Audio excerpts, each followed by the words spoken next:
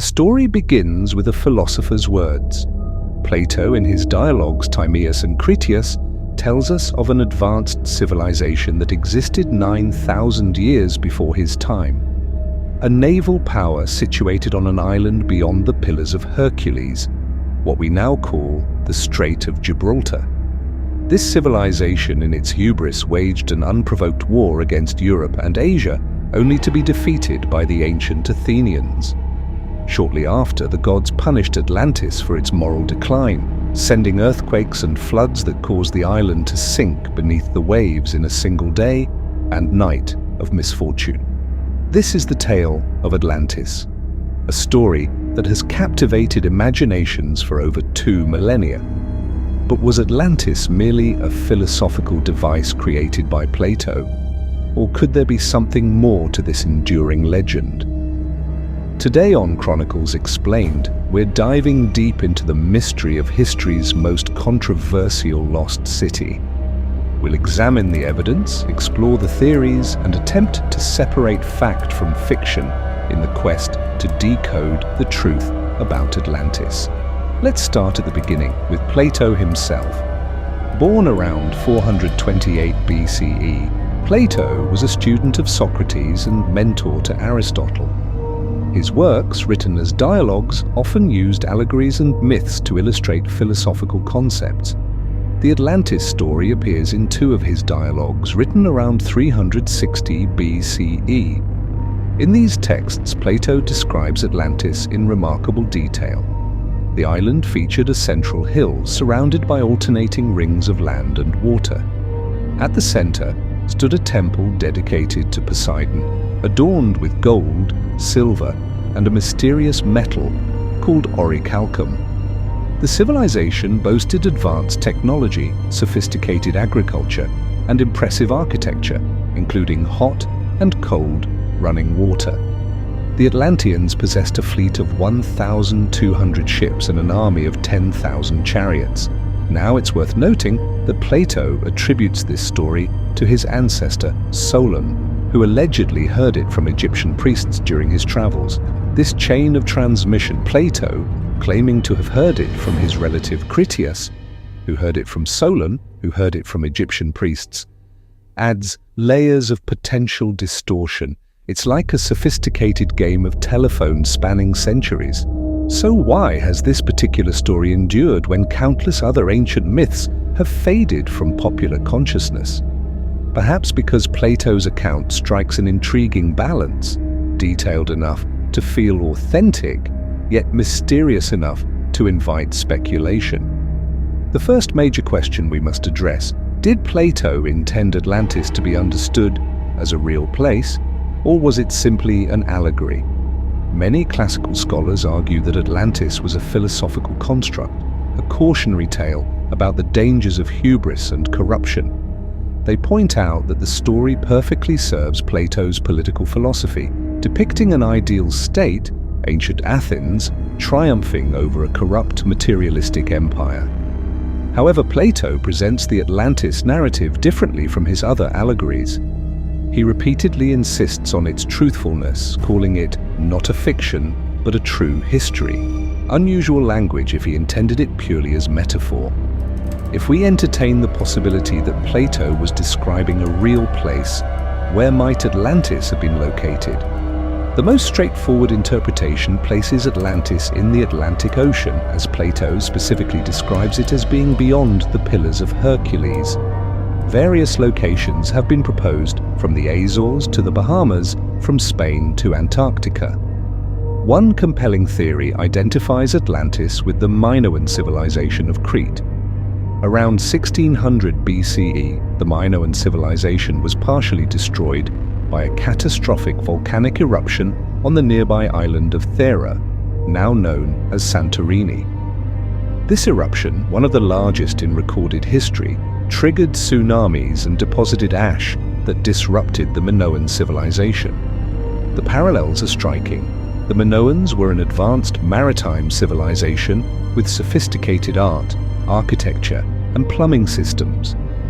The Palace of Knossos featured complex multi-story buildings and elaborate water management, and importantly, they suffered a sudden decline following a natural disaster. However, there are problems with this theory. Crete is not beyond the Pillars of Hercules, and the timeline doesn't match Plato's account, which places Atlantis 9,000 years before Solon's time, roughly 9,600 BCE. The Minoan civilization peaked around 1700 BCE, making it far too recent. Some suggest that perhaps the Egyptian priests meant 900 years, not 9,000, or that Solon or Plato misunderstood. But once we start selectively disregarding parts of the account, we enter dangerous territory where we can essentially make the story fit any preferred location. Another theory places Atlantis in Spain, specifically in the Doñana National Park near Cadiz. In 2011, researchers using ground-penetrating radar claimed to have found evidence of a submerged city with a structure resembling Plato's description of concentric circles. However, other scientists have disputed these findings, and no archaeological excavations have confirmed a lost city at this location. The most radical theories place Atlantis in locations as far-flung as Antarctica, Indonesia, or even beneath what is now the Sahara Desert. These theories typically require dramatic reinterpretations of Plato's text or invoke controversial ideas about rapid continental drift or polar shifts. But what if we're looking at this all wrong? What if Atlantis never existed as a single place, but instead represented a composite of several different civilizations known to the ancient Egyptians? Consider this: trade networks in the ancient world were far more extensive than once thought. Egyptian artifacts have been found in Crete, Spanish metals in Egypt, and evidence suggests contact between Mediterranean civilizations and cultures as distant as the Black Sea region. Egyptian priests, renowned for their extensive historical records, may have preserved accounts of various advanced societies that had risen and fallen. In telling these stories to a Greek visitor like Solon, perhaps they combined elements from multiple historical events and places. This might explain why elements of the Atlantis story seem to resemble several different historical civilizations. The maritime prowess of the 780s Phoenicians, the concentric canals of ancient cities in the Fertile Crescent, the sudden destruction reminiscent of various Mediterranean volcanic disasters. But there's another possibility we must consider, one supported by modern geology and archaeology. What if Atlantis represents the cultural memory of a real, catastrophic event that affected human civilization during a critical period of development? Around 9,600 BCE, remarkably close to Plato's date for Atlantis, Earth was emerging from the last ice age. Sea levels were rising dramatically as glaciers melted, inundating coastal areas that had been inhabited for thousands of years. Recent underwater archaeological discoveries have revealed numerous submerged settlements dating to this period. Off the coast of India, in the Persian Gulf, and in the Mediterranean, divers have found the remains of stone structures now lying under dozens of meters of water. Most intriguing is the discovery of Göbekli Tepe in Turkey, a sophisticated monumental complex dating to around 9,500 BCE. This site, featuring massive carved stone pillars arranged in circles, demonstrates that humans were capable of complex social organization and monumental construction thousands of years earlier than previously thought, precisely during the period when Plato places Atlantis. Could it be that as sea levels rose at the end of the Ice Age, advanced coastal settlements were gradually submerged, giving rise to legends of lost lands? Perhaps these stories, passed down through generations, eventually reached the Egyptians, who preserved them in their historical records. This theory is particularly appealing because it doesn't require us to reject Plato's account entirely. The timeline matches, the geological mechanism for submergence exists, and we now have archaeological evidence that humans were building impressive structures during this period. But let's step back and consider another possibility altogether, that Atlantis represents an entirely fictional invention but one with a specific purpose beyond philosophical allegory. Some scholars have suggested that Plato created the Atlantis story as a thought experiment about the ideal society and its opposite.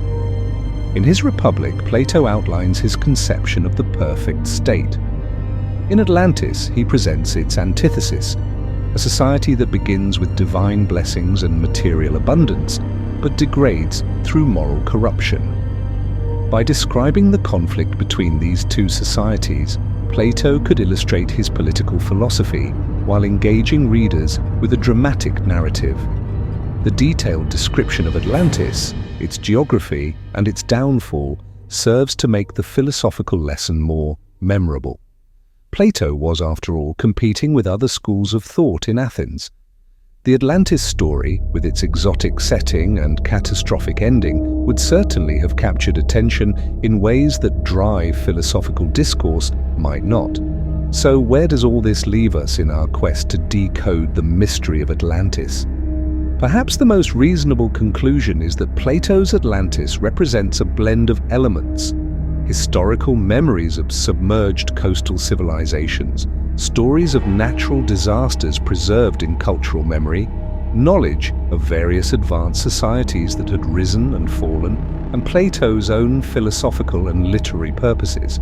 The enduring fascination with Atlantis reveals something important about human nature. We are drawn to the idea that advanced civilizations might have preceded us and been lost to time.